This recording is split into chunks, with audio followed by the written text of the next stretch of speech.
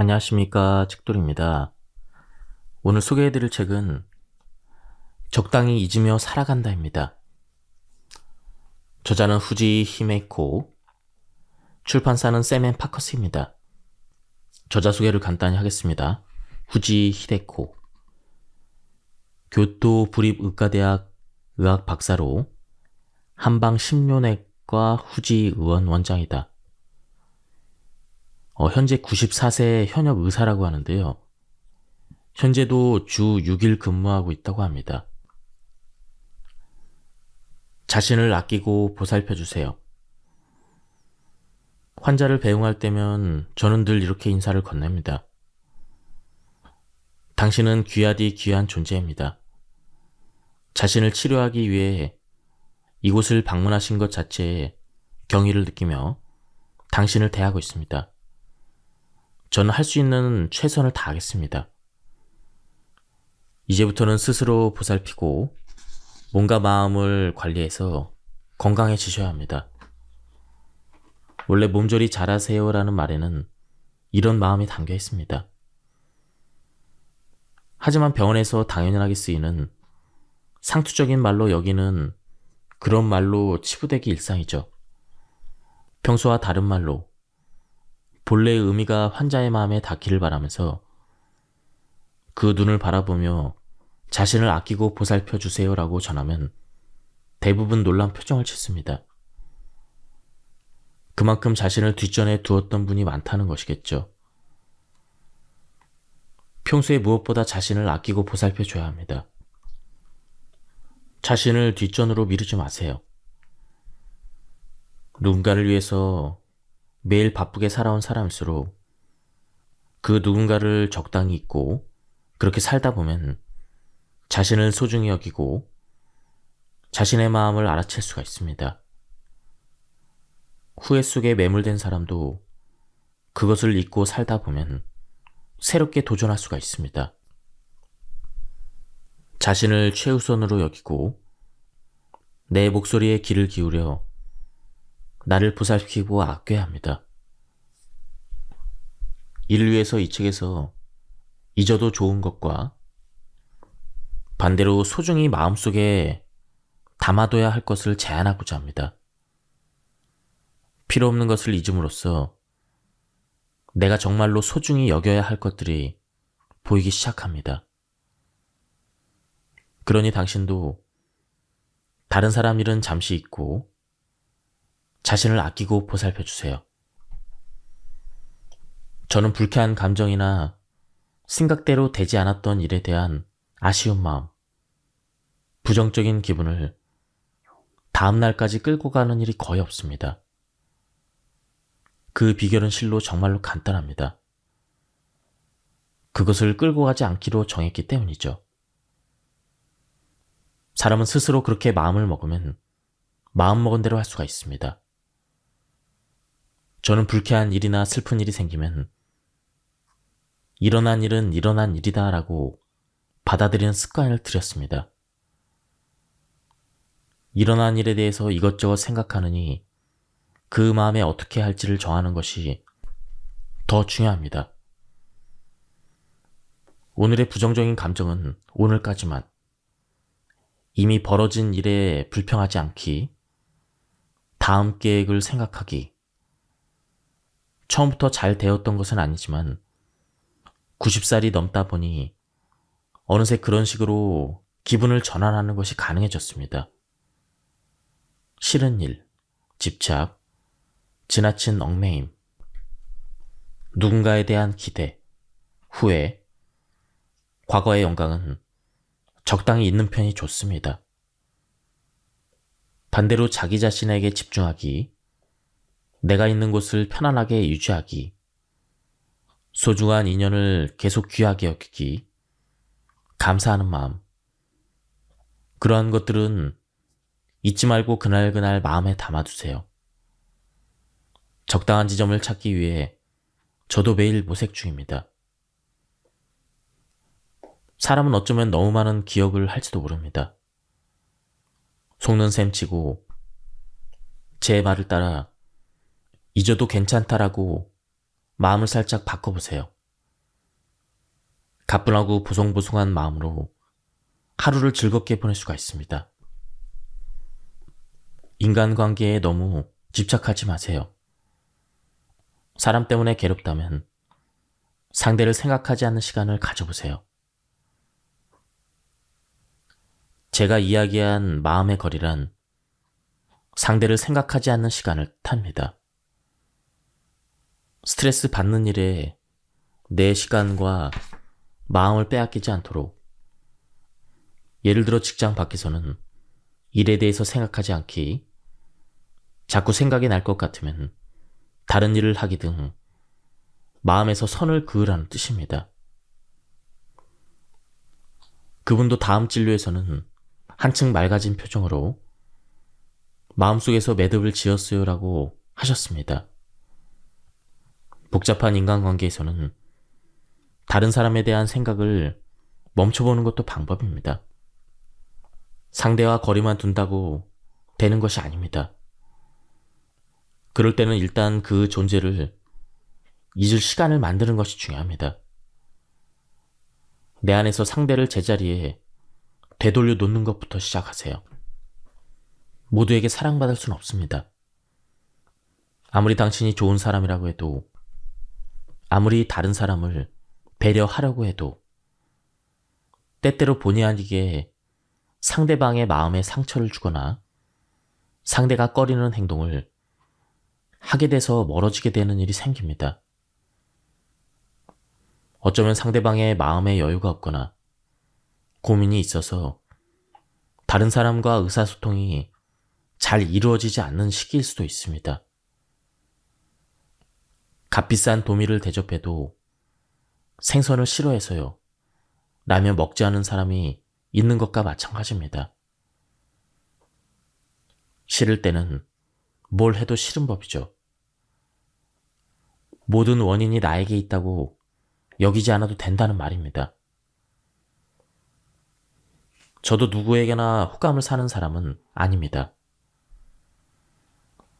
그래서 오랜 기간 병원 원장으로 일하는 동안 여러 가지 곤란한 상황에 부딪히곤 했습니다. 그러면서 자연스럽게 깨달을 수 있었죠. 이 사람은 나를 배려할 생각이 없구나. 이렇게 생각이 되면 그럼 어쩔 수 없지 하고 깨끗이 물러섭니다. 내가 불편하다고 생각하는 사람에게는 살짝 거리를 둡니다. 경험이 쌓여서인지 그런 태도가 어느새 몸에 배었습니다. 더불어 얹어놨던 기억을 계속 되새기는 습관을 의식적으로 멈춰야 합니다. 잊고 지내다가 듣고 나서야 비로소 떠오르는 정도가 서로에게 평화롭습니다. 나를 싫어하는 사람까지 안고 갈 필요는 없습니다. 내가 좋아하고 나를 아끼는 사람과 어떻게 살아갈지 고민하는 쪽이 인생을 더 밝게 합니다. 다른 사람의 인생을 대신 살아줄 수는 없습니다. 상대를 위한 척하면서도 멋대로 나서지 말아야 합니다. 사람은 누구나 나름대로 자신의 삶을 살아가고 있습니다. 나는 나이기에 다른 누군가가 대체할 수 없습니다. 그런 것들을 환자들이 가르쳐줬습니다. 간혹 가슴이 먹먹해지는 힘든 환경에 처한 환자의 이야기를 들을 때가 있었는데, 환자의 마음을 이해한다거나 내가 대신 그 어려움을 해결해 주려 한다면 그것은 오만입니다. 저는 그저 한약약을 써서 그 문제에 맞설 수 있도록 심신을 회복하는 데 도울 뿐이죠. 단지 진료에만 적용되는 이야기가 아닙니다. 누구도 다른 사람 인생에 결정권을 멋대로 빼앗을 수 없습니다. 상대에게 그 문제를 해결할 힘이 있다고 믿고 의연히 대처하는 그 자세를 존중해 주세요. 타인과 나 사이의 경계선을 명확히 긋고 상대방의 인생을 존중하는 것은 모든 인간 관계에서 중요한 일입니다. 나와 전혀 맞지 않지만 업무 관계이거나 친척, 이웃이어서 얽힐 수밖에 없는 사람이 있습니다. 가능하면 불편한 사람과는 거리를 두는 것이 좋지만 날마다 마주칠 수밖에 없는 상황이라면 멀리하기 어려울 때가 있죠. 싫어하지만 멀어질 수 없다니 모두에게 이보다 불행한 일은 없습니다. 그럴 때는 상대방과 나 사이에 명확하게 마음의 경계선을 긋는 것이 중요합니다. 즉, 상대방의 말에 휘둘리지 않고 상대방이 해달라는 대로 해주지 않기로 마음을 다잡아야 합니다. 이는 나 자신도 상대방을 바꾸려 하지 않는다는 결심이기도 하죠. 무엇을 한들 타인은 바뀌기 어려울 테니 상대방을 바꾸려 노력하기보다는 되도록 상대방과 상대방이 말한 것을 의식적으로 잊으려고 노력해야 합니다.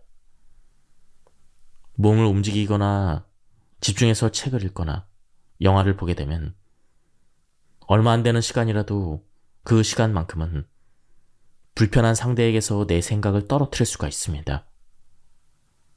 조금은 잊을 수가 있습니다. 이렇게 잊는 연습을 반복해보세요. 연습을 거듭하다 보면 어느새 싫은 생각은 마음에서 멀어지고 즐거운 일과 가까이 하고 싶은 사람이 생길 것입니다. 아이에게 모든 걸 가르쳐야 한다고 생각하지 않아도 됩니다. 애초에 해라라는 말을 꺼내기 전에 먼저 나를 되돌아봐야 합니다. 저는 7명의 아이를 키웠지만 아이들에게 공부해라라든지 의사가 돼야 돼라는 그런 말을 한 적이 한 번도 없습니다. 잔소리할 필요도 없이 잘했다는 의미가 아닙니다. 남편은 남편대로 아이가 잘못을 저질러서 학교로 호출당할 때마다 이것도 내가 가르친 결과야 라며 아이를 필요 이상으로 꾸짖지 않았습니다. 목숨과 연관이 되거나 법에 저촉되는 상황이 아니라면 자식이어도 이거는 본인의 인생이라고 생각하며 관망하고 지켜봤던 것 같습니다. 그 방식이 좋았는지 어땠는지는 모르겠지만 설령 가족이나 가까운 친구라고 해도 자신의 행동을 결정할 권리는 본인에게 있다는 점은 분명해 보입니다. 이렇게 해줘라는 말로 확실히 전달하는 것도 중요하지만 그 다음은 상대방의 영역입니다. 바라는 대로 따라줄 수도 있고 그렇지 않을 수도 있죠. 상대방을 야단치고 추궁하고 통제하려고 하면 그건 인간관계를 악화시킬 뿐만 아니라 대체로 헛수고로 끝납니다. 조언도 그것이 상대방을 통해 자신의 바람을 이루는 식으로 되어서는 안 됩니다. 부모와 자식 간에도 너에게는 너의 방식이 있고 생각이 있어. 나는 그걸 조금 도와줄 뿐이야. 이렇게 같은 위치에서 눈높이를 맞추며 이야기를 나눠보세요. 인간관계에서 참아봐야 득될 것이 없습니다. 긍정적인 인내는 분발해야 될 때 나옵니다. 나를 갉아먹는 인내를 떨쳐버리세요. 진료실에 다다른 여성이 뚝이 터지듯 자신의 괴로움을 토로하는 일이 종종 벌어집니다. 터져나온 이야기는 회사에서의 인간관계, 직장 상사의 괴롭힘, 남편과의 불화, 아이와의 소통 문제 등 다양하죠. 심리학자인 알프레드 아들러는 인간의 모든 고민은 대인관계에서 시작된다라고 했습니다. 이처럼 대인관계에서 일어나는 갈등은 인간의 마음을 황폐하게 만듭니다. 특히 사람들과 원만하게 지내기 위해서 나만 참고 견딘다면 뭔가 마음에 악영향을 초래합니다. 물론 괴롭고 힘들어도 극복해야 될 때가 있습니다. 그것은 바로 나 자신을 위해 분발해야 될 때입니다. 하지만 견딤은 일방적인 것이 대부분입니다. 평소 진료실에서 환자들에게 자주 묻곤 합니다. 당신에게 정말 인내가 도움이 될까요? 의미 없는 인내를 붙들고 있는 건 아닌지 스스로 한번 점검해보세요. 나이 드는 것을 받아들이세요. 치매까지는 아니더라도 나이가 들면 자연스럽게 뇌가 조금씩 위축되면서 인지기능이 떨어집니다. 깜빡하는 일이 잦아지는 건 자연스러운 현상입니다. 염려하고 걱정해도 어쩔 수가 없습니다. 누구나 거치는 과정이니 저도 적당히 함께할 참입니다. 다만 나이에 상관없이 평소의 인지기능 저하에 대한 예방책을 마련하는 것은 중요합니다. 뇌 훈련도 좋지만 먼저 몸을 구성하는 식사에 신경을 쓰세요. 예를 들어 대두 제품은 콜레스테롤과 고지혈증 수치를 내리는데 도움이 된다는 연구 결과가 있고, 나토키나아제는 혈전 예방에 좋다고 합니다.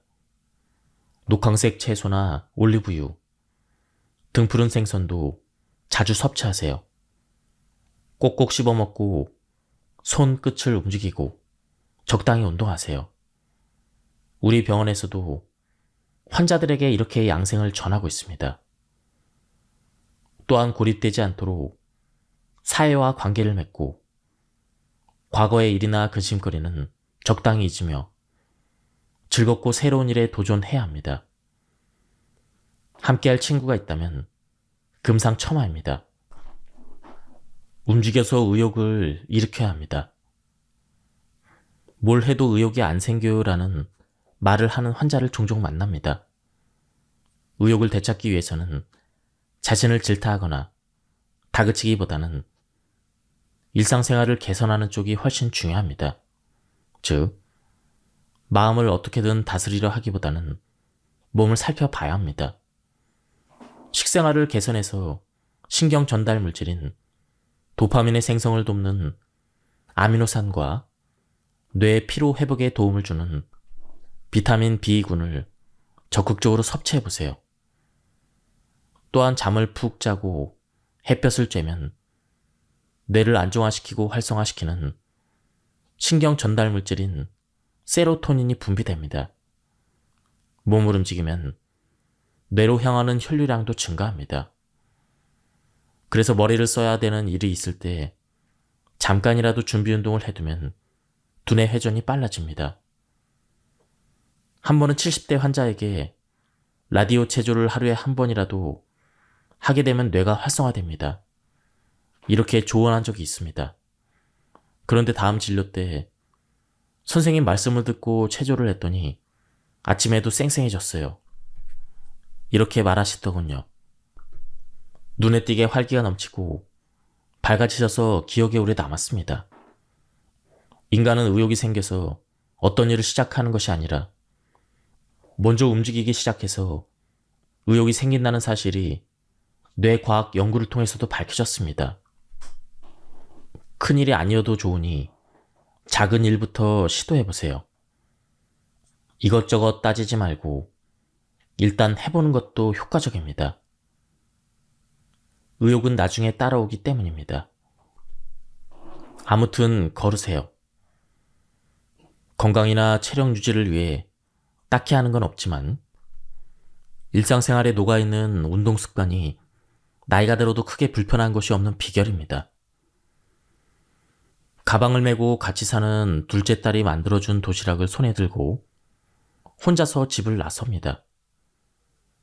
300m 정도 걸어가 집에서 가장 가까운 버스 정류장에서 버스를 탑니다.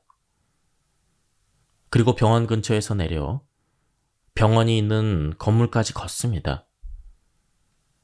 택시를 부르거나 데려다 달라고 하지 않습니다. 편하게 지내면 그만큼 체력이 떨어지기 때문에 의무적으로 매일 일정 거리를 걷고 있습니다. 나이가 들면서 체력이 떨어진다고 느끼는 사람이 많습니다. 실제로 인간의 근육은 20대 때 최대이고 30세를 넘어가면서 서서히 감소해서 10년마다 5%에서 10%의 근력이 감소한다고 합니다.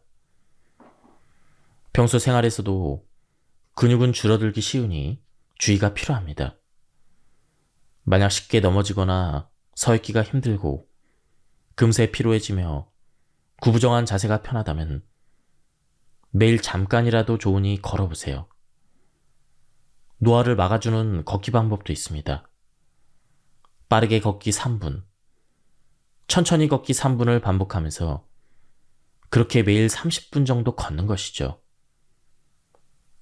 내가 할 수 있는 범위에서 계속 해보세요. 걷기가 습관이 되도록 생활 리듬을 만드는 것이 중요합니다. 일상생활에서 할 수 있는 나만의 건강법을 만들어 꾸준히 실천하는 것은 매우 중요합니다. 저는 출퇴근할 때 빠른 걸음으로 걷고 진동 타입의 근력 운동기기를 이용할 뿐 아니라 그 외에도 실천할 만한 건강법을 찾기 위해 매일 이런저런 문헌을 살피고 있습니다. 그 중에서도 자신있게 환자들에게 추천하는 방법은 제가 매일 실천하고 있는 손톱 지압법입니다. 면역학자인 아보 도우루 선생님께서 책으로 소개해준 방법인데요. 지압 방법은 간단합니다. 손톱 뿌리의 좌우 양쪽을 꾹꾹 눌러주기만 하면 되는 것이죠. 강도는 아프면서도 시원한 정도가 적당하고 각 손가락을 10초씩 누릅니다. 손톱 주위의 정혈을 현대의학에서는 자율신경을 조절하는 급소라고 합니다. 손가락마다 다양한 효과를 기대할 수 있죠. 엄지손가락은 아토피 피부염과 천식, 집게손가락은 위궤양 등의 소화기 계통, 가운데 손가락은 이명 등 귀 기능과 연관되어 있습니다. 약손가락은 교감신경을 자극하며 새끼손가락은 우울증과 알레르기, 건망증, 불면, 어깨 결림 등의 효과가 있습니다. 건강법의 핵심은 이렇게 하니까 컨디션이 좋아졌어 라고 체감한 자신만의 것이어야 한다는 점이죠. 스스로 찾아 직접 해보니 효과가 좋아서 계속하게 된 건강법은 내 마음을 긍정적으로 만들어줍니다. 건강을 위한다며 과도하게 식사를 제한할 필요는 없습니다.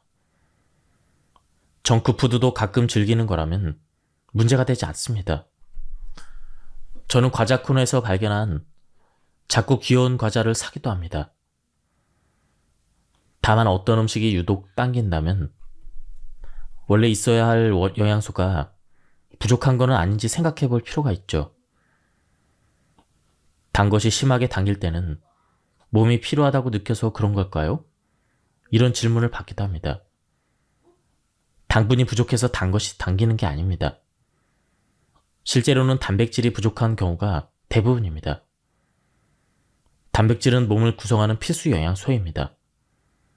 단백질이 부족하면 뇌 안에서 신경 전달 물질을 잘 만들지 못해서 에너지로 전환되기 쉬운 포도당으로 재빨리 영양을 보충하려고 합니다. 그래서 단 음식이 당기는 것이죠. 사람의 몸은 본능적으로 필요한 영양소를 섭취하도록 지시합니다. 식사의 중요성은 앞에서도 말했지만 먹는 방법, 즉 음식물을 입에 넣었을 때 제대로 씹는 것도 매우 중요합니다. 타액 분비는 저작 활동을 통해서 촉진되기 때문에 음식물을 이로 꼭꼭 씹어야만 소화액이 두루 전달됩니다. 또 턱이 움직이려면 저작근뿐만 아니라 볼과 입술, 혀 등의 모든 근육이 움직여야 하므로 입 주변은 수많은 신경에 둘러싸여 있습니다. 삼킬 때도 혀 근육이나 목, 볼뼈 근육 등 수많은 근육이 연동되어 움직이고 있죠. 이는 모두 뇌의 명령에 따라 움직이는 것이라서 꼭꼭 잘 씹으면 그만큼 뇌의 기능이 활성화됩니다. 나이를 먹을수록 치매에 걸릴까봐 걱정하는 사람이 많습니다. 그런데 꼭꼭 씹기를 비롯해서 생활 습관을 개선해 뇌를 활성화하면 치매에 걸릴 위험을 낮출 수가 있습니다. 꼭꼭 씹으면 기억의 사령탑이라 불리는 해마를 자극해 단기 기억을 붙들어 주므로 치매 위험이 낮아진다고 합니다. 스트레스 감소와 마음을 안정시키는 세로토닌 분비가 증가함도 확인되었죠. 이로운 일만 가득합니다. 저작 활동은 뇌 건강 유지를 위해 꼭 필요한 훈련입니다. 그러니 꼭꼭 씹어 먹는 습관을 들여야 합니다. 또한 나이가 들면서 음식을 삼키기 어렵거나 사례가 들리는 일이 늘어났다면 말을 빨리 하기, 목과 입 주변 마사지하기, 노래 부르기 등으로 삼킴 기능을 회복하려고 노력해야 합니다. 우리의 경험은 상대를 제압하는 검이 아닙니다. 사물을 폭넓게 보기 위한 나침반으로 활용해보세요. 나이가 들더니 너그러워졌어. 이런 말을 듣는 이가 있는가 하면 나이가 들고선 황소고집이 됐군. 이런 말을 듣는 사람도 있습니다. 나이를 먹고 너그러워졌다는 말을 듣는 사람은 인생에서 수많은 경험을 쌓으며 시련을 극복한 사람입니다. 어떤 일이 일어나건 어떤 말을 듣건 충동적으로 반응하지 않고 침착하게 그럴 수도 있지 하고 너그럽게 받아들이세요. 한편 나이 들고 생기는 황소고집도 마찬가지로 경험이 풍부했어서 생기는 경우가 대부분입니다. 난 이런 식으로 해왔어. 나 때는 이렇지 않았어. 이렇게 생각하며 자신의 경험을 모든 경우의 판단 기준으로 삼기 때문에 주변에서 융통성이 없는 고집불통이라고 생각하게 만들죠. 진료실을 찾는 고령자 중에도 이 증상에 한방의 효과가 있을까요?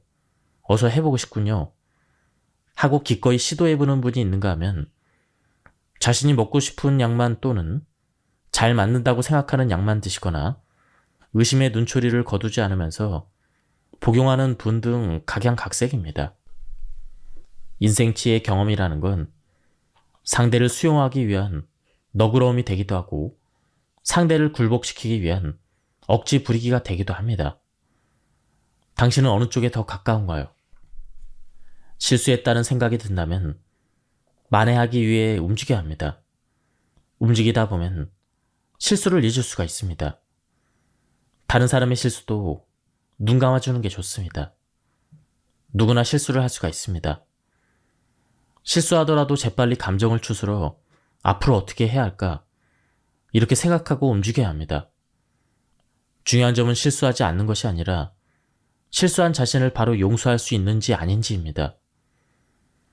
자신이 한 일을 용서할 수 없는 사람은 내내 자신을 책망합니다. 얼마 전에 제가 겪은 일입니다. 닌텐도 스위치 광고를 보는 순간 손주들이 사이좋게 가지고 놀면 좋겠다는 생각이 들어서 선물을 하기로 마음을 먹었죠. 딸에게 집에 게임기 있니?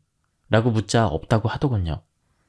그래서 바로 선물을 보냈는데 막상 딸에게는 왜 이렇게 비싸게 샀냐는 둥, 더 싸게 살 수 있다는 둥 타박만 들어왔습니다. 손주들이 기뻐하는 얼굴을 보고 싶은 마음에 상대방의 의향은 묻지도 않은 채 먼저 행동한 점을 잠시 반성했습니다. 그렇지만 별로 개의치 않는 성격의 저는 그마저도 금세 잊어버리고 말았지만요. 반품은 안 한 걸로 봐서 그래도 즐겁게 사용하고 있는 것 같습니다. 나의 실패는 물론이고 더불어 다른 사람의 실패도 가급적 빨리 잊는 게 상책입니다. 실패했을 때 가장 낙담하는 건 본인입니다. 굳이 한 번 더 화살을 쏘아댈 필요는 없는 것이죠. 다른 사람에게 들은 말이 자꾸 떠올라서 괴로울 때나 다른 사람에게 당한 수모가 잊혀지지 않을 때는 그 생각을 누군가에게 말해보세요. 전문 상담사도 좋고 친구도 좋습니다. 다른 사람에게 털어놓으면 마음이 조금 가벼워지는 동시에 내가 여전히 그 일에 사로잡혀 있는지 아닌지를 확인할 수가 있습니다. 기분을 전환할 수 있는 자기 다름의 방법을 터득하는 것도 중요한데요. 저에게는 막내딸과 통화를 하는 것이 스트레스 해소법입니다. 걱정거리를 털어놓거나 쓸데없는 잡담을 나누다 보면 어느새 기분이 풀리고 딸은 아무렇지도 않게 그런데 엄마, 다음에 언제 미용실 갈까? 라고 물어봅니다. 그래 언제가 좋을까? 라고 말하다 보면 내일 이후의 미래로 시점이 확 바뀌는 것이 느껴집니다. 그것만으로 기분이 좋아져서 다음날부터 다시 평소처럼 지낼 수가 있죠. 고민의 늪에서 빠져나오는 방법은 뜻밖의 곳에서 발견됩니다. 부정적인 기분에 빠져있지 말고 적극적으로 해결 방법을 찾아봅시다. 하고 싶은 것을 해봅시다. 자신에게 연령 제한을 걸지 마세요. 늘 나를 주어로 두고 언제라도 하고 싶은 일을 하세요. 몸과 마음을 건강하게 유지하려면 나에게 나이 제한을 두지 않는 것이 중요합니다. 나이 제한은 사실상 하고 싶은 일이 있어도 나이를 탓하며 하지 않는 쪽을 택하게 되니까요. 내가 할 수 있는 것, 내가 할 수 없는 것, 내가 하고 싶은 것, 내가 행복해지는 것, 내가 싫어하는 것, 내가 함께하고 싶은 사람, 내가 얽히고 싶지 않은 사람과 일에 민감해지세요. 늘 나를 주어로 두고 내가 하고 싶은 것을 하게 해주세요. 저는 요즘도 독서를 즐깁니다. 새로운 것을 알고 싶기 때문이죠. 코로나19 바이러스가 유행한 이후에는 한방 강좌도 온라인으로 참여하고 있고 컴퓨터와 스마트폰, 메신저 라인도 사용하게 되었죠. 그런 사실을 밝히면 90대인데 대단하네요. 이런 반응이 대부분입니다. 나이에 놀라다니 저는 그 점이 더 놀라울 따름입니다. 새로운 것을 받아들이며 사는 것은 나이가 몇이든 가능한 일입니다. 물론 나이가 들면서 할 수 없는 일이 생깁니다. 그러나 우리가 인생에서 아직 시도하지 않은 일 중에는 나이와 체력과 관계없이 할 수 있는 일이 여전히 무궁무진합니다. 나이 들에 따라 잃은 것이 있을지언정 아침에 눈을 뜨면 우리에게는 새로운 하루가 주어집니다. 오늘 내가 할 수 있는 일에 관심을 기울여 보세요. 배꼽이 빠질 듯 웃어본 적이 있습니까? 환자들에게 물어보면 대부분 웃기긴 하지만 배꼽이 빠질 정도로 크게 웃은 적은 몇 년 동안 없어요. 이런 대답이 돌아옵니다. 웃으면 면역력이 올라간다는 건 의학적으로도 증명된 사실이죠. 그러니 웃기 위해 진지하게 노력해보세요. 배꼽이 빠질 듯 웃었던 기억을 되짚어보면 세상을 먼저 떠난 남편과 결혼 전에 있었던 일이 생각납니다. 대학원생 시절에 병리학 강의에서 만난 저와 남편은 자주 식사를 함께하곤 했죠. 남편은 말솜씨가 좋아서 늘 저를 웃게 만들어서 웃음이 끊이질 않았습니다. 둘이 신나게 웃다가 턱이 빠져버려서 스스로 턱을 끼워 넣은 일이 있을 정도였죠. 미국으로 유학을 갈 예정이었지만 포기하고 결혼을 선택한 건 이 사람이 아니면 턱이 빠질 정도로 웃게 해줄 사람을 평생 만날 수 없을 거라는 생각이 들어서였습니다. 웃는 것은 훌륭한 건강법입니다. 즐거워서 웃는 것이 아니라 웃어서 즐거운 것입니다. 저희 어머니는 65세를 넘기지 못하고 돌아가셨죠. 어머니를 떠올리면 자연을 즐기던 모습과 노래를 흥얼거리며 함께 걸었던 산길이 눈에 선합니다.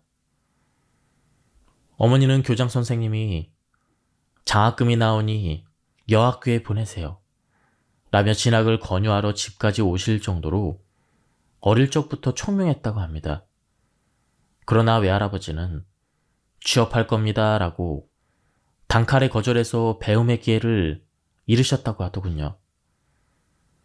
어머니는 외할아버지를 원망하지는 않았지만 그때 배움의 기회에 대한 소중함을 깨달았다고 합니다.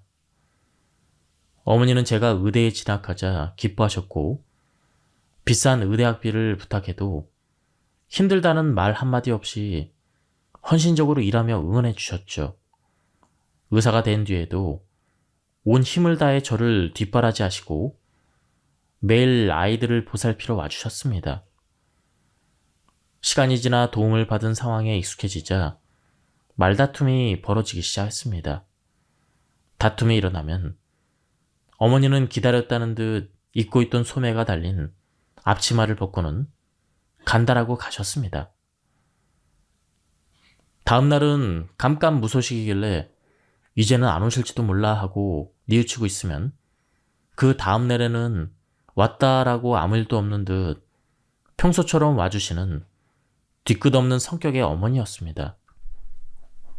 이 나이가 되자 저를 뒷바라지하고 손주들을 돌보던 어머니의 깊은 애정은 어머니에게도 삶의 활력소였을 거라는 점을 이해하게 되었습니다. 의사인 저 역시도 환자들에게 처방을 내리면서 오히려 제가 격려와 도움을 받고 있다고 느낍니다. 사람은 글자 그대로 서로서로 기대며 도우며 살아가는 존재입니다. 지금까지 이 책에 대한 리뷰를 모두 마쳤습니다. 이 책은 가독성이 굉장히 좋았습니다. 그리고 제가 미처 소개해드리지 못한 부분이 많이 있었는데요. 한번 책을 구해서 읽어보실 것을 추천드립니다. 여기서 리뷰를 마치도록 하겠습니다. 감사합니다. 안녕하십니까, 책돌이입니다. 오늘 소개해드릴 책은 인생아 웃어라 입니다. 부제는 웃으면 화가 풀리고 한 번 더 웃으면 인생이 풀린다입니다. 저자는 원영 스님입니다. 그럼 바로 본론으로 들어가도록 하겠습니다. 탕니탄 스님은 이렇게 말했습니다. 화를 벌컥 내는 건 불타는 석탄 한 덩어리를 손에 꽉 쥐는 것과 같다.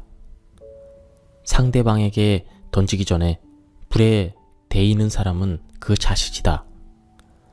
화라는 감정은 상대와 나 모두에게 상처를 입힐 수 있는 것이기에 무엇보다 조심히 다루어야 합니다. 무조건 참는 것도, 무작정 화를 내는 것도 능사는 아닙니다. 그래서 우리는 화를 관리하는 법을 배워야 합니다. 흔히 화라는 것은 외부의 자극에 의해 주어지는 감정이라고 생각합니다. 그런데 자세히 살펴보면 같은 상황을 맞닥뜨려도 누군가는 화를 내지만 누군가는 화를 내지 않습니다. 즉, 문제가 온전히 외부에만 있는 것은 아닙니다. 화를 만들어내는 내 안의 원인도 있는 것이죠. 이것을 두 번째 화살이라고 합니다. 운전을 하고 있는데 누군가가 갑자기 내게 욕설을 내뱉습니다. 그때 느끼는 불편함은 첫 번째 화살입니다.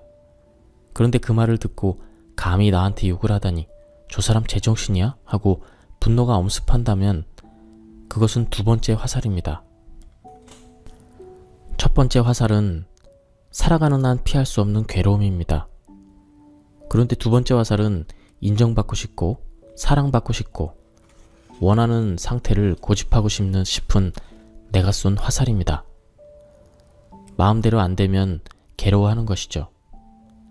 그리고 이 두 번째 화살은 연이어 다른 화살들을 쏘아댑니다. 화를 낸 자신에게 죄책감을 느끼거나 나에게 친절하지 않은 사람 때문에 슬픔에 잠기는 등 감정의 악순환이 시작되는 것입니다. 우리는 이 두 번째 화살을 관리해야 합니다. 먼저 화를 부정하거나 억누르지 마세요. 화, 시기, 미움, 두려움, 죄책감 등은 부정적인 감정에 속합니다. 그런데 우리는 부정적인 감정이 들면 인정하려 들지 않거나 그리고 밖으로 표출되지 않도록 억누르려고 노력합니다. 그러나 억눌린 감정은 언제고 뚫고 나올 방법을 찾아내기 마련입니다. 그 대표적인 예가 바로 화병이죠. 맑은 연못 바닥을 손으로 한번 툭 쳐서 진흙이 일어납니다. 그러면 탁한 연못이 되죠. 그 연못을 다시 맑은 연못으로 만드는 방법은 그냥 가만히 두고 지켜보는 것입니다. 화도 마찬가지입니다. 화는 우리 마음에 일어난 흙입니다. 그런데 그것을 가라앉히겠다고 휘저으면, 즉 억누르면 더욱 탁해지는 것입니다. 화를 가만히 바라봐야 합니다. 사실 우리는 자기도 모르는 사이에 화에 휘둘리고 맙니다. 바로 마음의 관성에 의해 움직이는 것이죠. 예를 들어 어릴 때 받은 상처 때문에 어른이 되어서도 남을 믿지 못하고 쉽게 화를 내는 사람이 있다면 그는 마음의 관성이 강한 것입니다. 강하든 약하든 누구나 마음의 관성을 가지고 있습니다. 여기에 무작정 휘둘리지 않으려면 자기 마음을 들여다보고 화가 나면 그 순간 알아차릴 수 있어야 합니다. 알아차린 그 순간 화는 관성의 영향을 덜 받고 스스로 사그러들기 때문입니다. 화는 폭풍처럼 처음에는 굉장히 거세지만 오래 버티지 못합니다. 따라서 가만히 화를 바라보고 있으면 끓어오르던 기세는 누그러지고 마음을 뒤덮고 있는 어둠이 걷히면서 화는 가라앉게 되어 있습니다. 탕리탄 스님은 한 발 더 나아가 화를 우는 아기라고 생각하라고 말합니다. 아이가 우는 것은 무엇인가 불편하기 때문입니다.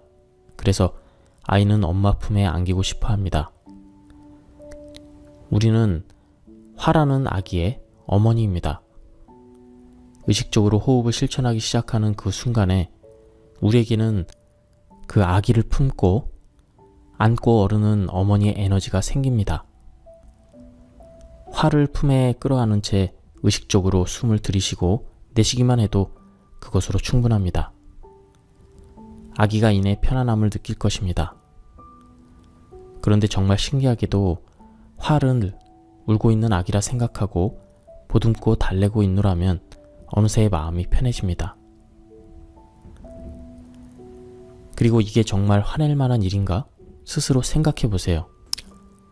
프랑스의 철학자 알랭은 우리의 일상생활에서 가장 조심해야 될 것은 사소한 감정을 어떻게 처리하느냐의 문제라고 했습니다.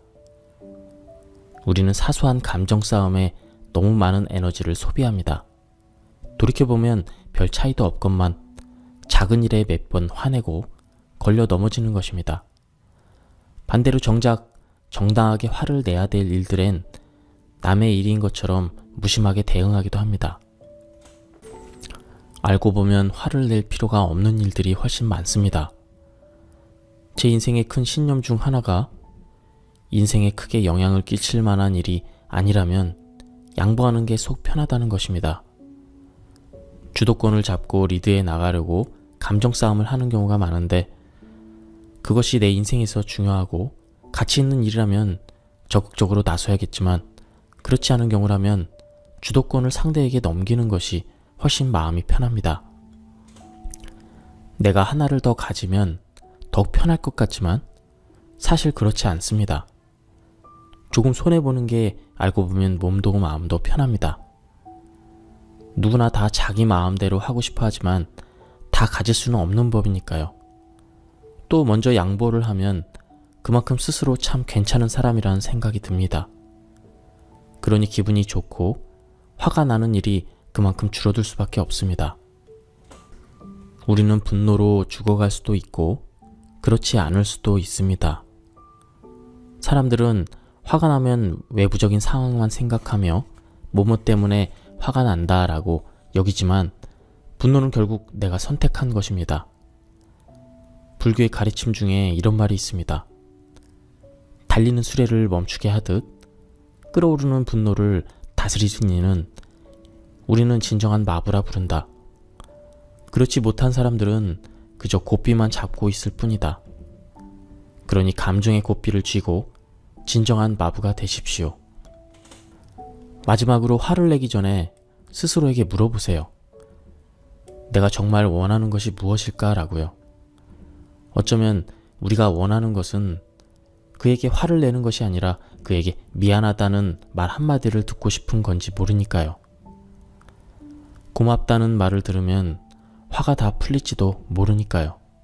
결국 그에게 사랑받고 싶고 인정받고 싶어서 화를 내는 건지도 모르니까요. 만약 그렇다면 화를 내는 대신에 원하는 것을 솔직하게 말하는 연습이 필요합니다. 그래도 화가 난다면 마지막 한마디를 꿀꺽 삼켜라. 화를 바라보라. 그런데 말처럼 쉽지 않습니다. 이미 주체할 수 없을 만큼 화라는 에너지가 커진 다음에야 아, 화났구나 하고 알아차리기 때문입니다. 화에 휘둘려 서로 잘잘못을 따지다 부질없이 관계를 그르치거나 마음의 상처를 남기는 경우가 부지기수입니다. 그런데 가만히 살펴보면 우리는 늘 같은 패턴에 빠져 화를 내곤 합니다. 싸움을 촉발하는 이유는 그 다르지만 결국엔 서로를 비난하며 끝을 맺습니다. 대화의 마지막은 보통 이렇습니다. 당신이 항상 그렇지 뭐. 이게 당신 탓이지 내 탓이야? 잘난 척은 또 시작이군. 지겹다 지겨워. 돌이켜보면 싸움의 이유는 작은 것입니다. 옷을 제자리에 안 두었다든지, 약속 시간에 좀 늦었다든지, 음식 쓰레기 버리는 걸 깜빡했다든지 이런 것들입니다. 그런데 다툼이 커지면 왜 싸웠는지는 잊어버리고 서로 탓하고 비난하는 데 집중합니다. 그러는 동안 화는 걷잡을 수 없이 커집니다. 미국의 대통령이었던 프랭클린 루즈벨트는 나중에 되삼키려 애쓰지 말고 그 순간 꿀꺽 말을 먹어버려라 라는 말을 남겼다고 합니다. 화가 마음의 관성을 따라가듯 싸움은 잘못된 대화 패턴을 따라갑니다. 잘못된 말이 꼬리에 꼬리를 물어 결국 비난으로 향합니다. 이 패턴을 멈추고 싶다면 마지막 한마디를 줄이세요. 그 순간 말을 꿀꺽 삼켜버리세요. 패턴을 끊으면 싸움의 원인이 잘 보이고 그렇게 화낼 만한 일은 아니었음을 깨닫게 되니까요. 누군가를 용서하지 못하는 이가 있다면 세상에서 그보다 더 괴로운 사람이 없을 것입니다. 억울한 마음 한편으로 착하지 못한 자신에 대한 죄책감에 시달리며 과거의 고통에서 헤어나지 못하니까요. 그러나 지금 당장 상대방을 용서할 수 없다면 차라리 용서하겠다는 마음조차 내려놓고 억울한 감정으로부터 멀어질 필요가 있습니다. 더 이상 스스로를 괴롭히지 않겠다고 마음을 먹고 그 기억으로부터 멀어지는 것입니다. 아예 무심해지는 것입니다. 그래야 자기 삶을 갉아먹고 그러고 있는 억울한 마음에 놓여날 수 있는 것입니다. 용서는 나를 괴롭힌 상대방을 위해서가 아니라 나 자신을 위해서 해야 하는 것입니다. 죽도록 쏘는 벌 한 마리로부터 멀어지기 위해 해야 되는 일이 있는 것입니다. 하지만 용서를 하기까지는 시간이 필요합니다. 그 시간을 스스로에게 허락하세요. 상대를 위한 용서는 준비가 된 후에 해도 늦지 않습니다.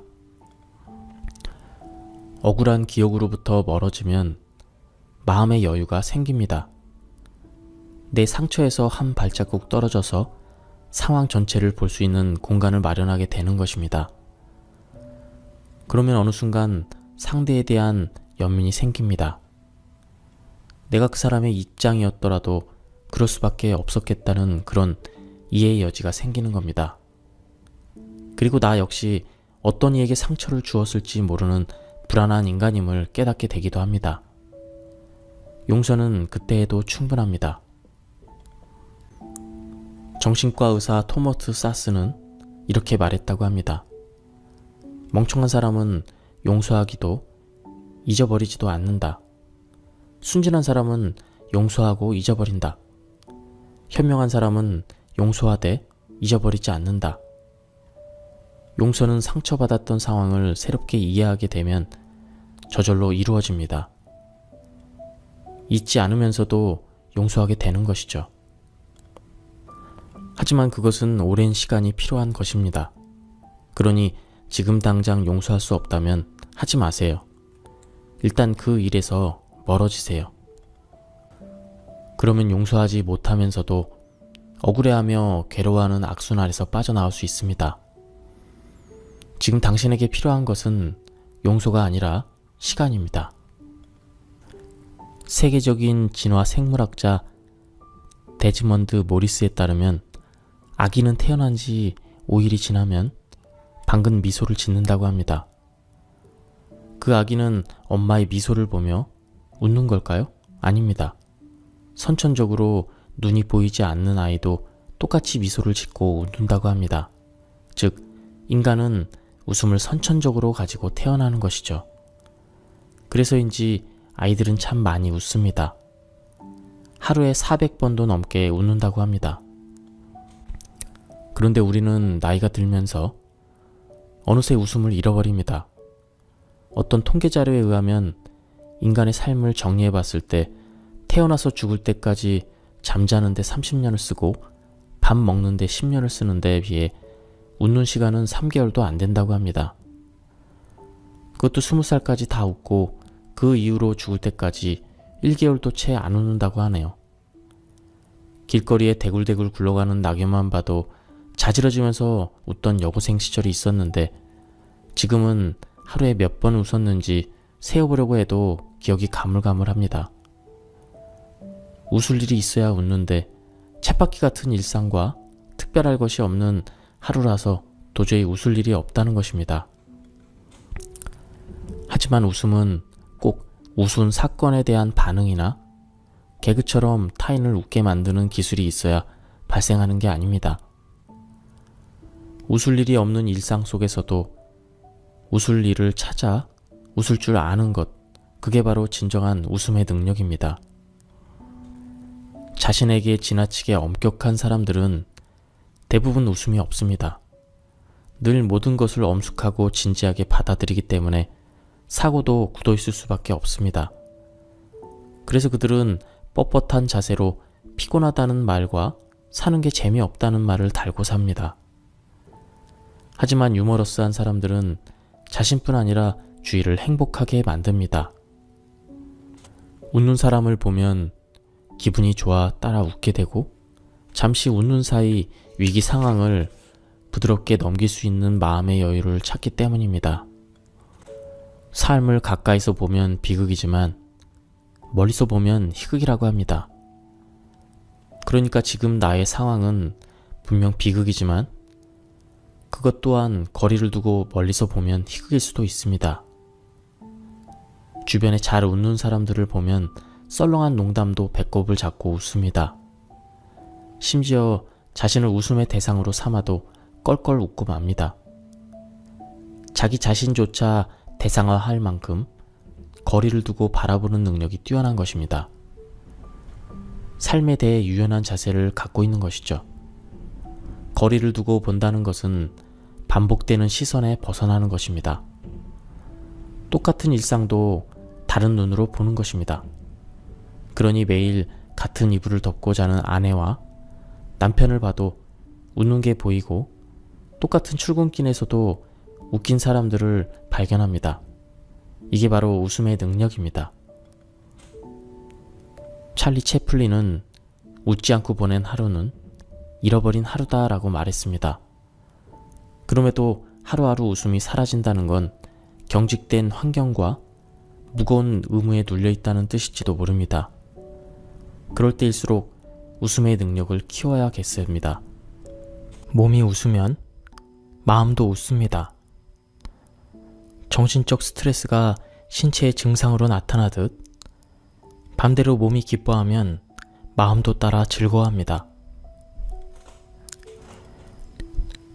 올림픽 준비로 도시 전체가 들떠있던 2008년, 저는 베이징에 6개월 정도 머물며 중국어를 공부한 적이 있습니다. 그때 티베트어도 함께 배우고 싶어서 선생님을 소개받았는데 티베트의 수도 라싸에서 유학 온 어느 여학생이었습니다.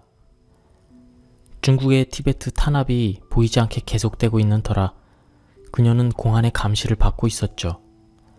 그렇지만 그녀는 누구보다 순수하고 맑은 성품을 지녔고 저는 그녀에게서 티베트어뿐만 아니라 소수 민족으로 살아가는 어려움에 대해서도 배우게 되었습니다. 한 번은 그녀가 다니는 학교 기숙사에 갔는데 그녀가 갑자기 백엔지 속에 고이 숨겨놓은 달라이 라마의 궁전인 포탈라궁 사진을 꺼내 보여주었습니다. 나라를 잃은 그 아이의 심정이 어땠을까 남모르게 꼭꼭 숨겨두었던 그녀의 그리움과 아픔이 고스란히 느껴져서 가슴이 뭉클했습니다. 아파본 사람이 아픈 사람의 심정을 더 잘 이해하듯이 그녀는 힘들고 고통스러워하는 사람들을 헤아릴 줄 아는 따뜻한 마음을 지녔습니다. 하루는 함께 빵집에서 빵을 먹고 있는데 그녀는 빵에 손도 안 대고 이야기만 하는 것이었습니다. 제가 왜 안 먹느냐고 물었더니 라싸에서 함께 유학 온 친구가 병원에 입원 중인데 이 빵을 가져다 주고 싶다는 겁니다. 그녀의 친구는 유학 중 뒤늦게 암이 발견되었지만 집이 가난해서 수술은커녕 아프다는 사실조차 알리지 않았다고 합니다. 처지가 너무 딱해 빵을 더 사주겠다고 했더니 그녀는 한사코 사양하며 그냥 아픈 친구와 함께 먹고 싶을 뿐이라고 했습니다. 그런데 티베트 출신 선생님을 둔 탓에 저 또한 공안에 붙들려 검문도 당하고 미행도 당했습니다. 가뜩이나 안 좋았던 건강이 스트레스 때문에 악화되자 도저히 계속해서 베이징에 머물 수가 없었습니다. 그래서 할 수 없이 한국으로 돌아가야겠다고 결심을 하고 그녀를 집으로 초대해 마지막으로 한국 음식을 만들어 주었습니다. 그녀는 입맛에 맞지 않았을 텐데도 환하게 웃으며 잘 먹었다면서 설거지를 자기가 하겠다고 했습니다. 그러더니 제가 뒷정리를 하는 동안 뚝딱 설거지를 끝내버리더군요. 그런데 속도보다 더 놀라운 건 물의 양이었습니다. 설거지에 쓴 물이 딱 2바가지. 그 이유는 간단 명료했습니다. 라싸에서는 물이 귀하니까, 그리고 지구에는 물이 귀한 곳이 너무나 많으니까. 지금 당장 내 눈앞에 물이 많더라도 다른 누군가를 위해서 물을 아껴 써야 한다는 말이었습니다. 저는 얼굴이 빨개질 정도로 부끄러웠습니다. 세상 만물에 감사해야 한다고 생각하면서도 물을 틀어놓고 설거지를 하고 샤워를 하는 저의 무지함, 수행 따로 일상 따로의 모습을 새삼 깨달았습니다. 지금도 물 한 방울, 종이 한 장 허투루 쓰지 않는 건 모두 제 어린 티베트 스승에게서 배운 것입니다. 곁에 있는 친구부터 보이지 않는 지구의 모든 생명까지 헤아릴 줄 아는 그녀는 누구보다 훌륭한 스승이었습니다. 불가에서는 밥을 먹는 것을 수행의 하나로 봅니다. 발우라는 그릇에 부족한 듯 음식을 담아 모두 한자리에 모여 식사를 하고 마지막엔 그릇을 닦을 물까지 남김없이 마십니다. 쌀 한 톨에는 수많은 사람의 땀방울과 노가 숨어있고 햇빛, 공기, 물 등 지구와 자연의 은혜가 담겨 있습니다. 밥을 먹는 행위는 그 안에 숨어있는 수많은 인연들에 감사하는 일입니다. 그래서 밥은 한 톨도 남김없이 먹어야 하고 내가 이 음식을 받을 만한 노력을 했는가를 돌아봐야 합니다. 지주로부터 농사지을 땅을 헌납받아 가난한 자들에게 나눠주는 토지 헌납 운동을 펼치는 간디 이후에 인도의 정신적 지도자로 추앙받았던 비노바 바베는 모든 사람이 베풀 수 있는 무언가를 가지고 있다고 말하며 그런 지혜를 어머니에게서 배웠다고 고백했습니다. 어린 비보바 바베는 어느 날 체격이 건장한 거지에게 적선을 베푸는 어머니를 보고 말했습니다. 저런 사람에게 적선하는 것은 게으름만 키워주게 돼요. 받을 자격이 없는 사람에게 베푸는 것은 그들에게도 좋지 않아요. 이때 어머니는 어린 아들에게 이렇게 대답했습니다. 아들아, 우리가 무엇인데 누가 받을 사람이고 그렇지 못할 사람인가를 판단하는 말이냐? 내 집 문전에 찾아오는 사람이면 그가 누구든 다 신처럼 받들고 우리 힘 닿는 대로 베푸는 거란다. 내가 어떻게 그 사람을 판단할 수 있겠니? 그런데 말처럼 쉽지 않습니다. 모든 존재가 연결되어 있다는 사실은 너무 쉽게 잊힙니다. 전철만 타도 나 빼고 다른 사람들은 사람 아닌 배경처럼 여깁니다. 그래서 서로 마구 말 밀치고 밟고 자리싸움도 일어납니다.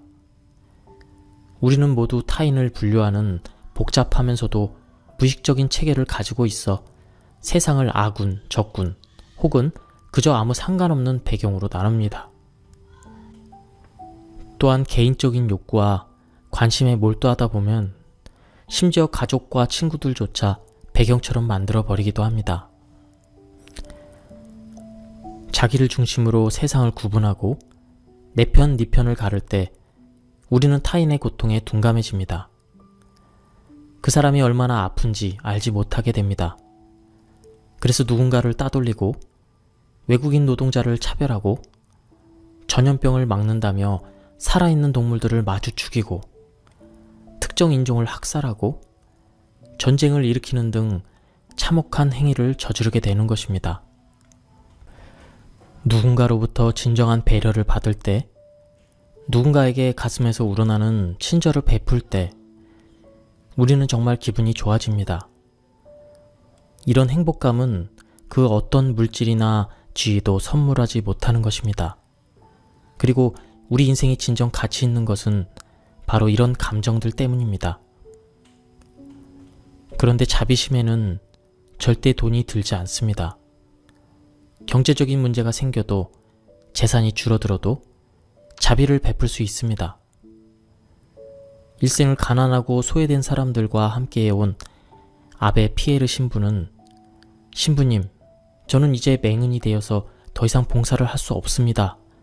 15살 때부터 제 삶에 큰 의미를 부여했던 그 봉사를 말이에요. 라며 슬퍼하는 이에게 이렇게 말했다고 합니다. 당신 인생의 마지막 1분까지도 당신은 당신에게 식기를 들고 오는 친구에게 미소를 지을 수 있을 것이고 당신의 미소가 그날 하루 동안 그가 해낼 몫에 일을 할 수 있게 돕는다면 당신은 이미 봉사한 것입니다. 그러므로 누구에게나 언제든지 베풀 수 있는 게 있습니다. 가난하다고 혹은 장애가 있다고 베풀 게 없다고 말한다면 그것은 거짓말입니다. 달라이 라마는 내 종교는 친절이라고 했습니다. 살아있는 모든 것의 행복을 기원하며 타인에게 자비심을 갖고 친절을 베풀고 쌀 한 돌, 물 한 방울, 종이 한 장 감사하게 생각하는 것. 어쩌면 티베트에서 온 작은 소녀가 제게 종교의 참모습을 보여준 게 아닐까요? 저는 그녀를 그리면서 오늘도 생각합니다. 모든 상황이 자비를 깨우기를, 나의 삶이 모든 존재에게 이롭기를, 곁에 있는 사람에게 자비를 베풀고 있습니까? 봉사도 많이 하고 주변 사람들도 잘 챙겨 평판이 좋은 한 남자가 있었습니다. 그는 혼자 잘 살면 뭐하냐며 자기는 죽을 때까지 다른 사람들을 도우며 살고 싶다고 했습니다. 그런데 유독 부인만은 자기 마음을 헤아리지 못하고 매번 반대만 한다며 도저히 부인을 이해할 수 없다는 것이었습니다. 그런데 제가 말했습니다. 다른 사람은 잘 이해하면서 왜 부인만은 이해하지 않으려고 하죠? 자비를 베풀고 싶다고 하셨으니 부인을 대상으로 연습을 해보시는 게 좋겠습니다. 멀리 있는 사람들을 사랑하는 것은 오히려 쉽습니다. 그러나 가까이 있는 사람을 항상 사랑하기란 쉽지 않습니다. 오랜 세월 함께하며 굳어진 선입견 때문입니다. 그래서 상대가 무슨 말을 해도 당신 참 이기적이군. 당신은 정말 게을러. 이렇게 말하며 자기 상에 맞추어 상대를 단정지어 버립니다. 그러나 세상에서 가장 자비를 베풀어야 될 사람은 바로 가까이 있는 사람들입니다. 양로원에 계시는 어른들은 모르는 사람이 와서 몇 시간 봉사해 주는 것보다 자식의 따뜻한 전화 한 통화를 더욱 기다립니다. 한마디로 노력 대비 가장 효과적인 자비가 바로 가까운 사람에게 베푸는 자비입니다. 그러니 자비의 대상을 멀리서 찾지 마세요. 아내에게, 남편에게, 아이에게, 부모에게 늘 자비로운 마음을 갖는 것이 중요합니다. 미국의 사상가 소로는 아주 잠깐만이라도 타인의 눈을 통해 보는 것보다 더 큰 기적이 있을까? 라고 했습니다. 아무리 화가 나도 상대방의 입장이 되어 헤아려 주는 것, 그것이 인생을 훨씬 따뜻하게 그리고 깊게 만들어줍니다. 사랑하는 두 사람이 같은 길을 걸으며 서로의 결점을 보완해주는 모습이 얼마나 아름다운가요? 정신분석학자 칼 융은 두 개성의 만남은 두 화학물질의 결합과 같다. 반응이 이루어지면 둘은 변화한다. 라고 했습니다. 사람은 잘 변하지 않는다고 합니다. 그런데 진정한 사랑은 사람을 변하게 만듭니다. 더 나은 쪽으로 말입니다. 누군가 프로포즈를 했다던 멋진 말이 떠오르네요. 당신은 나를 더 나은 사람이 되고 싶게 만들어줘요. 그러니 이왕 함께 사는 인생이라면, 어차피 쏟아내야 될 에너지라면 미움보다는 사랑 쪽이 훨씬 낫지 않을까요? 옷깃만 스쳐도 인연이라는데 사랑의 연, 부부의 연은 얼마나 신비로운 것입니까? 사랑보다 미움이 앞서는 날에는 입꼬리 행론의 문구를 기억하세요. 수천의 생을 반복한다 해도 사랑하는 사람과 다시 만날 수 있는 가능성은 아주 드물다. 그러니 지금 후회 없이 사랑하라. 사랑할 시간이 그리 많지 않다. 메멘토 모리와 카르페 디엠은 자주 붙어 다닙니다. 메멘토 모리는 라틴어로 죽음을 기억하라 라는 뜻이고, 카르페 디엠은 오늘을 잡아라 라는 뜻입니다. 언젠가 죽음을 맞이할 수밖에 없다는 진실을 깨닫게 되면 오히려 순간순간 최선을 다하게 됩니다. 죽음이 내일 찾아온다고 생각해 보세요. 내일 당장 사랑하는 사람을 다시 볼 수 없을지도 모른다고 상상해 보세요. 집안에서 왕따라며 한탄을 늘어놓기 전에 아이들과 아내에게 사랑을 표현하겠죠?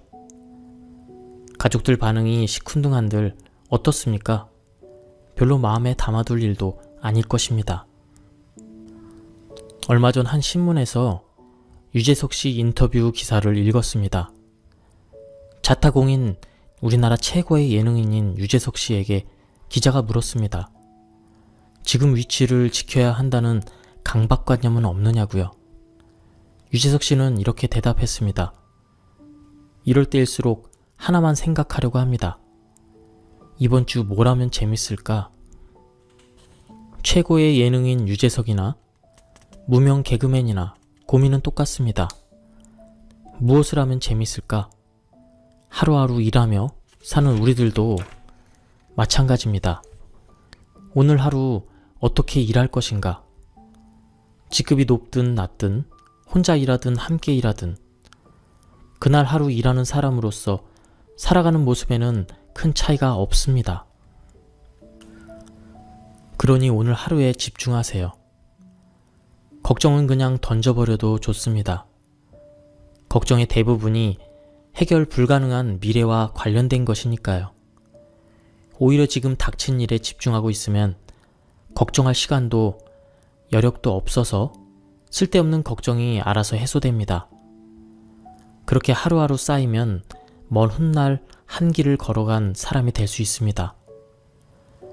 소신과 우직함은 바로 그 하루하루가 모여 이루어지는 것이니까요. 저자는 스님임에도 불구하고 돈이 중요하다고 여기저기 말씀하고 다니신다고 합니다. 그런데 저만 돈이 중요하다고 외치는 건 아닙니다. 부처님 역시 열심히 일해서 잘 벌고 잘 쓰라는 말씀을 수차례 하셨으니까요. 인구 따라 니까야 경전에는 다음과 같은 구절이 있습니다. 재물에는 5가지 공덕이 있다. 5가지란 무엇인가? 재산에 의지하여 자신을 즐겁고 기쁘고 행복하게 돌보고, 어머니와 아버지를 즐겁고 기쁘게 행복하게 돌보고, 아내와 자식을 즐겁고 기쁘고 행복하게 돌보고, 친구와 동료를 즐겁고 기쁘고 행복하게 돌보고, 수행자와 성직자를 즐겁고 기쁘고 행복하게 돌보는 것이다. 부지런히 노력해서 얻은 재산으로 가족과 이웃에게 넉넉하게 베풀라는 소리입니다. 그런데 과연 얼마쯤 모아야 주위에 베풀 수 있을까요? 옛날에는 1억만 있어도 억소리 나는 부자라고 했는데 요즘은 몇십억 재산은 있어야 마음이 놓인다고 합니다. 그 말은 엄살은 아닌 듯해요. 재무설계사나 전문 기관에 따르면 60세 무렵 은퇴할 때 확보해 두어야 할 노후 자금이 적게는 6억에서 많게는 10억 원에 이른다고 하니까요. 게다가 자녀의 학자금과 결혼비용, 부모의 병원비 등 큰 돈들이 한둘이 아닌데 언제 직장을 나가야 할지 모르니 돈을 어떻게든 모아야 한다는 압박감이 상상을 초월한다고 합니다. 그러다 보니 돈이 많든 적든 대부분의 사람들이 나는 돈이 부족해 라고 느낍니다. 돈이 부족하다고 느끼면 끊임없이 돈 벌 생각에 몰두하게 되고 돈을 벌어도 베풀기보다는 자기 자신을 위해 혹은 오직 돈을 더 벌기 위해서 돈을 씁니다. 그런데 돈 버는데 돈을 쓰려 하는 한 돈은 아무리 많아도 모자라기 마련입니다. 돈을 많이 번 자본가가 재투자해서 더 큰 돈을 벌려고 하는 것과 같은 이치입니다. 앞으로 벌어들인 큰 돈에 비하면 지금 가진 돈이 늘 부족해 보이는 것이죠. 이런 상태에 이르면 돈은 더 이상 가난에 대한 해결책이 될 수 없습니다. 아무리 많아도 부족하게 느끼는 절대적 가난에 놓이게 되는 것입니다. 가진 게 많은데도 끝없이 탐하는 사람을 우리는 흔히 악귀라고 부릅니다. 악귀란 불교에서 유래된 말로 탐욕을 부려 악귀에 떨어진 귀신을 일컫습니다. 악귀는 코끼리처럼 큰 배를 가졌지만 실 같은 목구멍 그리고 바늘귀처럼 조그만 입을 가지고 있습니다. 배가 고파 허기지지만 작은 입 때문에 음식을 잘 먹을 수가 없어 늘 괴로워합니다. 악귀는 아무리 채우려 해도 채워지지 않는 갈증을 달고 사는 괴물입니다. 늘 부족하다고 느끼며 만족을 모르죠. 살아서 재물을 쌓아두고 먹지도 않고 보시도 하지 않으면 죽어서 악귀가 된다고 합니다. 그런데 악귀가 된 사람들은 원래부터 제 욕심만 차려서 베풀지 않았던 걸까요? 그렇지 않습니다. 대부분의 사람들이 자기 자신에게 얼마나 필요한지 모르는 어리석음 때문에 만성적인 부족감 속에서 살아가는 것 뿐입니다. 베풀고 살아야지 하다가도 당장 돈 들어갈 일도 많고 불안한 미래를 대비하려면 더 모아야 할 것 같아서 보시를 미루게 되는 것이죠. 그러므로 채워지지 않는 갈증에서 벗어나고 싶다면 우리는 돈에 대한 질문을 바꾸어야 합니다. 얼마나 가져야 덜 불안할까? 이것에서 나에게 반드시 필요한 돈은 얼마일까? 라고요. 중국의 고전 회남자에는 이런 말이 있습니다. 대지의 곡식을 다 주고 강물을 다 준다 해도 배를 채우는 것은 한 줌의 곡식이며 갈증을 달래주는 것은 한 사발의 물이다. 나에게 꼭 필요한 한 줌의 곡식과 한 사발의 물, 그 양을 구체적으로 헤아려 보는 것이야말로 돈에 대한 갈증에서 벗어나는 첫걸음입니다. 우리는 돈이 많을수록 자유로울 거라 생각합니다. 돈이 있어야 먹고 싶은 것도 먹고 사고 싶은 것도 사고 가고 싶은 대로 여행도 갈 수 있으니까요. 그런데 돈은 먹고 사는데 지장이 없을 정도의 생활 수준에 이르면 삶의 만족도에 큰 영향을 미치지 못합니다. 오히려 너무 많은 돈 때문에 자유를 잃어버리는 경우가 있습니다. 제가 아는 한 부인은 시부모님이 물려주신 사업 덕분에 한때 남부럽지 않을 만큼 많은 돈을 가지고 있었습니다. 기사가 달린 검은 세단에 고급 옷, 명품백까지 누가 봐도 부잣집 사모님이었습니다. 그런데 세계 금융위기의 여파로 사업이 한순간 폭삭 주저앉고 말았습니다. 당장 생계를 걱정해야 할 판이라 제 은사 스님이 여기저기 일자리를 주선해 주셨는데도 그때마다 돌아오는 대답은 한결같았습니다. 스님, 제가 이런 걸 어떻게 해요? 빚 때문에 살던 집을 팔고 월세 집을 알아볼 때도 마찬가지였습니다. 여기서 어떻게 살아요? 최소한 방이 4개는 있어야죠. 쓰던 가구들이 있는데. 너무 많은 돈이 그녀가 누릴 수 있는 삶의 범위를 좁혀도 너무 좁혀버린 것이죠. 시골 할머니들은 아주 적은 생활비를 가지고도 훌륭하게 살림을 해내곤 합니다. 제철 나물로 맛간나게 반찬을 만들고 오래된 가구도 윤인하게 닦아쓰고 헌 옷도 깊고 다려 입을 만큼 만들어 놓습니다. 어떤 상황에서도 원하는 것을 찾아내고 만들어내니 돈에 구애받을 일이 별로 없습니다. 돈이 없으면 없는 대로, 또 있으면 있는 대로 잘 살아가십니다. 경제적 어려움이 오히려 자유의 폭을 넓혀 놓은 거죠. 가난이란 돈이 없는 게 아니라 제대로 쓸 능력이 없는 것입니다. 나를 위해, 가족을 위해, 더 나아가 타인을 위해 얼마를 어떻게 써야 할지 모르는 게 바로 가난입니다. 가난한 사람은 돈이 많아도 나보다 가난한 사람들을 위해 음식값을 낼 줄 모르고 돈이 될 일이다 싶으면 자기보다 돈이 더 필요한 사람을 제치고 독차지하려 하고 돈을 많이 벌었는데도 세금을 많이 낸다고 투덜댑니다. 돈을 많이 버는 것이 능사가 아닙니다. 부처님이 말씀하신 대로 열심히 벌어 아낌없이 쓸 줄 알아야 합니다. 그러니 더 이상 돈을 번 다음에 베풀겠다고 생각하지 마세요. 지금 가진 재물을 타인과 나눌 줄 알아야 합니다. 예수님은 보리떡 5개와 물고기 2마리로 5,000명을 먹였다고 합니다.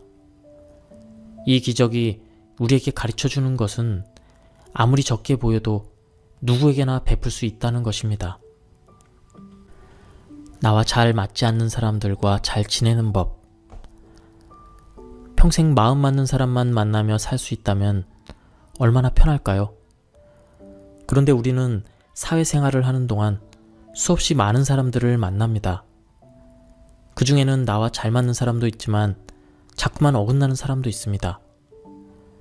아주 어릴 때야 좋으면 웃고 싫으면 울어버리면 그만이지만 학교를 가고 취직을 하면 싫다고 안 볼 수 없기에 안 맞는 사람과도 함께 살아가는 법을 배워야 합니다. 물론 싫어하는 사람과 잘 지내기란 쉬운 일이 아닙니다. 그 고통이 얼마나 심한지 불교에서는 미운 사람과 만나는 고통을 원증 회고라 하였습니다. 이것을 인생의 8가지 고통 중 하나로 여겼습니다. 좋은 것은 가까이 하고 싶고 싫은 것은 피하고 싶은 게 사람의 마음인데 미운 사람과 함께 해야 하니 어떨까요? 괴로움의 원인을 상대에게서 찾게 됩니다. 상대방이 나와 안 맞아서, 원래 성격이 안 좋아서, 능력이 없어서, 유독 나를 미워해서 내가 괴롭다고 생각합니다. 급여는 업무의 대가가 아니라 직장 내 인간관계에서 받은 스트레스의 대가이다. 직장인들 사이에서 이런 말이 통용될 만큼 관계로 인한 스트레스가 엄청나다고 하는데 그 원인이 대부분 나를 괴롭히는 사람에게 있다는 것입니다. 그런데 이렇게 생각하면 내가 더 괴로울 뿐입니다. 왜냐하면 상대방이 바뀌어야 갈등이 해결되는데 그가 나를 위해 바뀔 리가 없습니다. 자신은 아무 문제도 없는데 괜한 트집을 잡는다고 생각하겠죠. 그러니 이건 좀 고쳐달라? 그러면 안 되지 않느냐고 말해봐야 서로 감정만 상할 뿐입니다. 그리고 아무리 성격이 모난 사람이라도 모났다는 이야기를 들으면 기분이 나쁜 법입니다. 심지어 상대방은 오히려 나에게 문제가 있다고 생각할 수도 있습니다. 그러므로 잘잘못을 따져 들면 관계만 악화됩니다. 상대방을 미워하고 원망해봐야 좋아지는 건 하나도 없다는 말입니다. 무엇보다 나에게 좋지 않습니다. 그렇다고 마음에 안 맞는 사람과 억지로 잘 지내라는 소리는 아닙니다. 무엇이든 억지로 하면 탈이 나게 되어 있습니다. 그러면 어떻게 해야 될까요? 저는 그럴 때 최대한 이기적으로 살라고 합니다. 섣불리 잘 지내려고 노력하지 말고 거리를 두십시오. 그를 미워하는 마음을 사람들에게 호소하느라 쓸데없는 에너지를 낭비하지 마십시오. 험담을 늘어놓는데도 에너지가 드는 법이니까요. 또 상대방이 내 편은 아니지만 그렇다고 적으로 돌려서 좋을 것도 없습니다. 그러니 그냥 그에 대한 신경을 꺼버리십시오. 상대방이 나를 험담할지언정 내가 그를 욕하고 다니지 않으면 무엇보다 내 마음이 떳떳하고 편안합니다. 그런데 진짜 이기적인 사람은 손해를 보며 살 줄 아는 사람입니다.